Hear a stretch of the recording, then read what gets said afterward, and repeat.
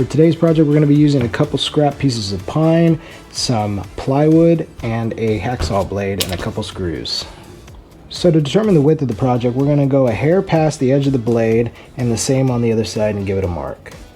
That's our width. So to determine the length, we're going to lay a sheet of sandpaper down, keep it flat, and we're going to make ourselves a mark on the end, right above the sandpaper on both sides. And so here we're going to extend the lines to the edge of the plywood. Mark on the waist side, and then we're going to cut at our line.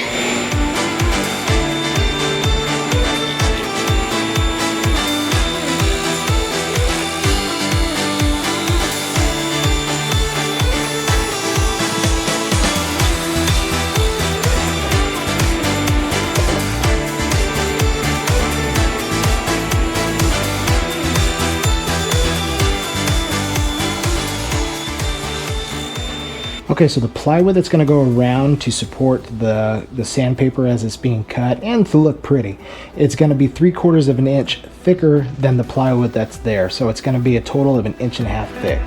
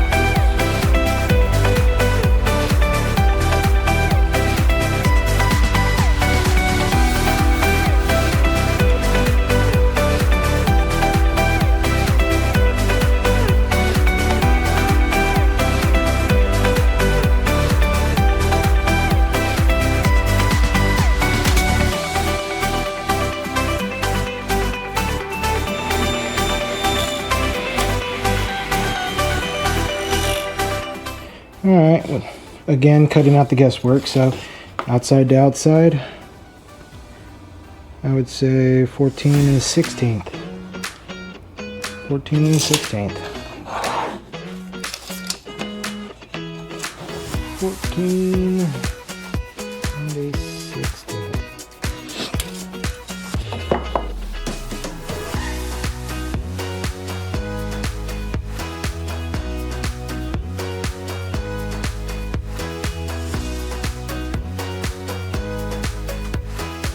When you end up with a corner that's just a bit proud, it hangs over the edge, I just bring the blade down, bring the piece right up to it, and then I raise it up. And it takes off roughly 1/32 of an inch.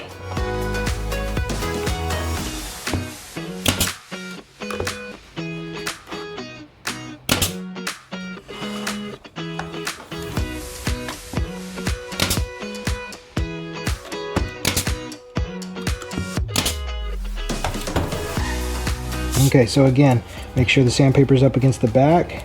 Our blade is on this side of the line, and then we screw in our screw. Okay, now this is where it's going to get fun. So back it up, back it up. So you can leave it like that, and you can do it like that, but here's the thing. I remember this about 5 seconds ago.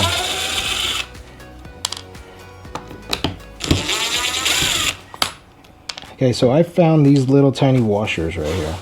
Okay, these little washers. They're nothing pretty, but I'm gonna see how we can do here. So there's nothing much to them.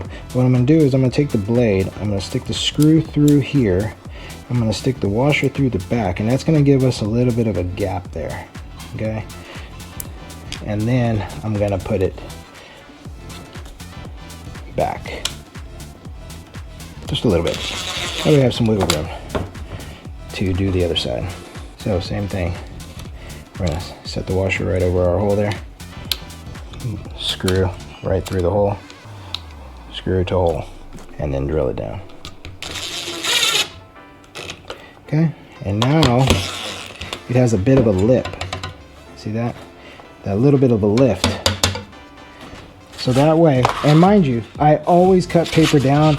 I want to say my old woodshop teacher always said to cut it straight down. Mr. Tyndall, you're a badass. May you rest in pieces. So you take it, press it down, and then just cut right along the line. So along the front here, I used a 1/4 inch thick piece to dress up the front, and I'm going to use that same piece on top. And I'm going to take my sandpaper for the width, and I'm going to mark it. What we're going to do is we're going to find the center of the sandpaper cutter. So we're looking at 14, so 7's our center, okay? Our width of our block is 4 5/8. So we're going to find 2 and that number right there. 1, 2, 3, 4, 5, 16. So we take our block of wood and we mark center on the top plate of the sandpaper gripper, and then we take our block, mark center there, and then we bring it right to the edge and we tack it down. Now this is just enough of a gap to correct the center line of the sandpaper rivet. Believe it or not, this will be off about a 1/4 inch without that little tiny block that's there. And let me show you what I mean. Here we have without the block. They're even on the bottom, and yet they're a 1/4 inch off. I have 2 that I've already ripped. Long ways, I folded it in the center just to make sure that we're dialed here. See, we're dialed. And then when I put this through, bring it up on top of the lip here, that little bit of height brings us right to center. It is funny. Put your hand down there, cut. And now you got perfect 4 squares. Good enough for sanding blocks or them old school sanders. That springs, I don't know if you still have those, but definitely good for sanding blocks. Alright, so we got the router with a 1/4 inch roundover bit on the end here, and I'm going to bring it around and kind of bring it up close to the center plate as I can, but just to break these edges so they're not so stiff.